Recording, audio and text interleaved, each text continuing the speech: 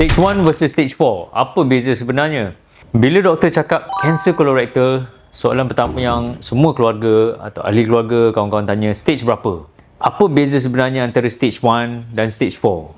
Sangat besar ya. Stage 1, kanser masih dalam lapisan dalam usus. Dia tak merebak secara besar. Pembedahan biasanya selesaikan masalah. Outcome untuk 5 tahun atau kita panggil survival sangat baik.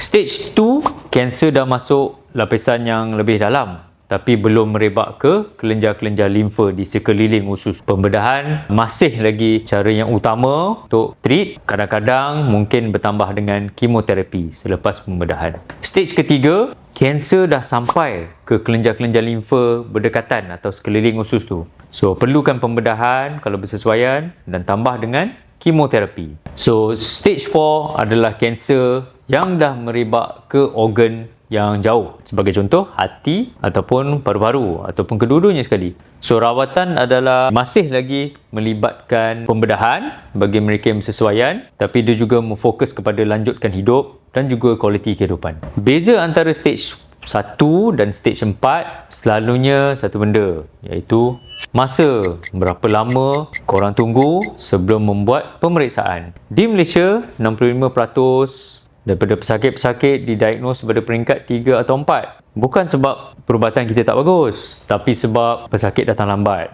Stage bukan nasib, stage adalah hasil daripada bila korang bertindak. Of course, kalau ada simptom, bertindaklah dengan cepat. Tapi bagi mereka yang ada sejarah dari segi keluarga, family history ataupun dah cukup umur, jangan tunggu lama. Buat screening, be proaktif. Bagi diri korang peluang. Stage 1.